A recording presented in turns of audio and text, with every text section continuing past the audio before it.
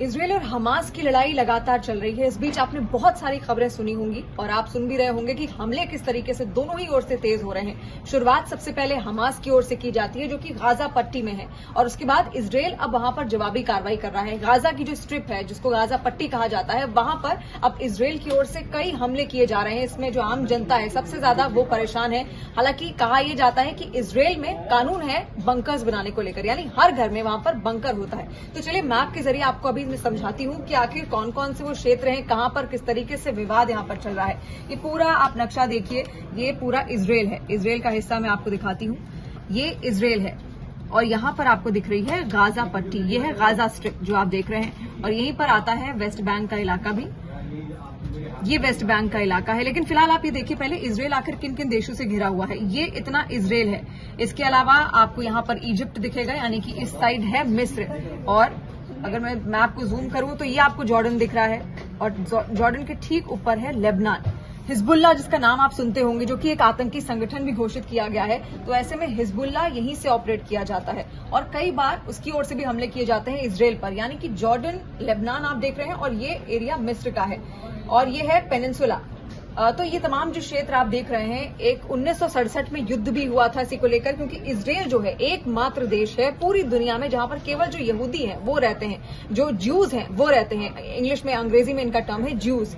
तो यहां पर केवल जुडाइज्म है, जुडाइज्म जो रिलीजन है उनका वो फॉलो करते हैं और ये पूरा इसराइल का आप पार्ट देख रहे हैं। उसी में हिस्सा है वेस्ट बैंक और उसी में हिस्सा है गाजा स्ट्रिप। देखिए अब मैं पूरा इसराइल का जो मैप है उसको जूम करके आपको दिखा रही हूँ। ये है जेरूसलम, आप देख रहे हैं वेस्ट बैंक का इलाका है और ये है गाजा स्ट्रिप, यानी कि गाजा स्ट्रिप और जो वेस्ट बैंक का क्षेत्र है यहाँ पर सबसे ज्यादा जो फिलिस्तीन है, जो पैलेस्टीनियन है वो रहते हैं। और ऐसे में ये लड़ाई बहुत पुरानी है, अभी की लड़ाई नहीं है। 75 साल हो गए हैं इस इसराइल को बने हुए और इसका भी इतिहास है। जब वर्ल्ड वॉर 1 हुआ था तो उस वक्त, उससे पहले जो स्थितियां थी, बहुत सारे अत्याचार भी इसराइलियों पर हुए। जो यहूदी थे उन पर बहुत सारे अत्याचार हुए, अलग अलग देशों में जहां भी वो गए उन पर अत्याचार हुए और ऐसे में उनको अपने लिए एक जगह ढूंढना मुश्किल हो गया था। आखिर वो रहे कहां, अपने परिवार का पालन पोषण कैसे करें, ये सबसे बड़ा प्रश्न चिन्ह उनके पास था। लेकिन जब वर्ल्ड वॉर 1 होता है उस दौरान ब्रिटेन एक ऑफर देता है यहूदियों को, यानी कि वो कहता है कि आप हमें सहयोग कीजिए इस वर्ल्ड वॉर 1 में और इसके बदले हम आपको एक जगह देंगे रहने के लिए,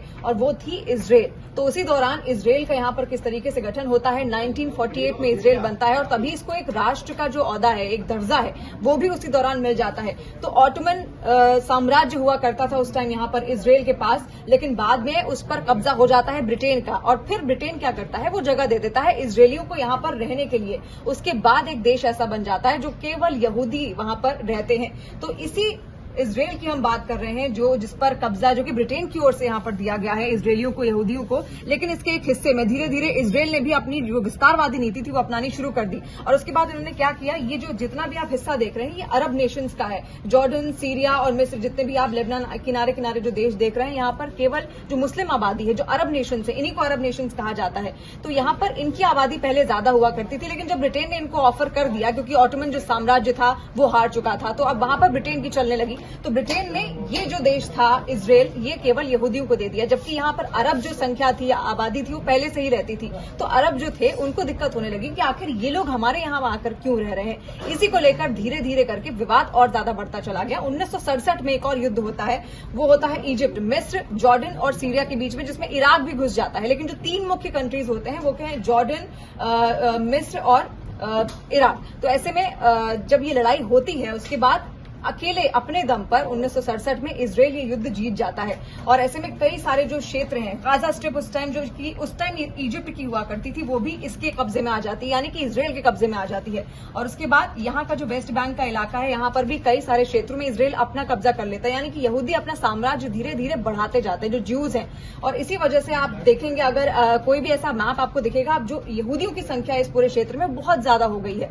तो बाद में 1993 में एक ऑस्लो एग्रीमेंट आया, उसके तहत, ऑस्लो एग्रीमेंट के तहत 1993 में जो गाजा की जो स्ट्रिप थी, यहाँ पर जो कब्जा था, क्योंकि अब ये हुआ कि जो पैलेस्टीनियन है, जो फिलिस्तीनी ऑलरेडी यहाँ पर रह रहे हैं, उनको कौन सी जगह मिले, सब जगह तो अब यहाँ पर यहूदी आ गए। तो उसमें ये तय किया गया कि यहाँ का जो क्षेत्र है वो यहाँ पर जो हमास रहता है उसी के एडमिनिस्ट्रेशन में होगा, यानी कि उन्हीं को यहाँ पर रहने दिया जाएगा, जो फिलिस्तीनी है उनको यहाँ पर रहने दिया जाएगा। लेकिन धीरे धीरे जो युद्ध है वो और बढ़ता गया, क्योंकि आपसी जो तालमेल था वो ठीक से बैठ नहीं पा रहा था। तो इसराइल ने खुद का बचाव करने के लिए क्या किया, गाजा गाजा की जो स्ट्रिप थी उसकी चारों तरफ एक लंबी सी पट्टी बिछा दी, यानी कि दीवार खींच दी, जो कि काफी लंबी कही जाती है।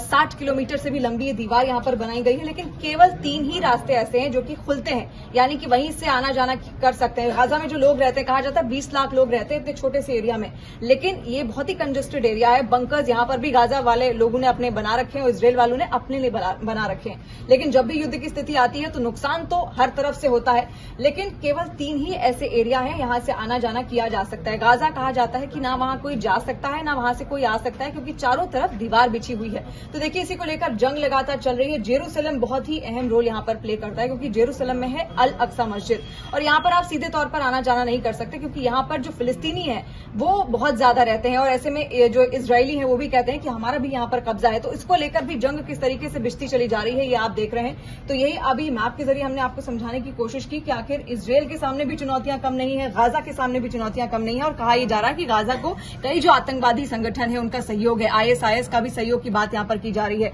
इजरायल को भारत की ओर से भी यहां पर सहयोग किया गया है, और भारत ने खास तौर पर एक ऑपरेशन भी चलाया है जिसका नाम है ऑपरेशन अजय। जो लोग भारतवासी वहां फंसे हुए हैं उनको निकालने का काम यहां पर किया जा रहा है, और अमेरिका ने भी यहां पर अपना सपोर्ट दिया जरूर है। लेकिन आगे देखना होगा कि जो युद्ध है आखिर किस तरीके से आगे बढ़ता है, क्या रणनीति इजरायल की होगी, हमास का आखिर क्या हाल होगा।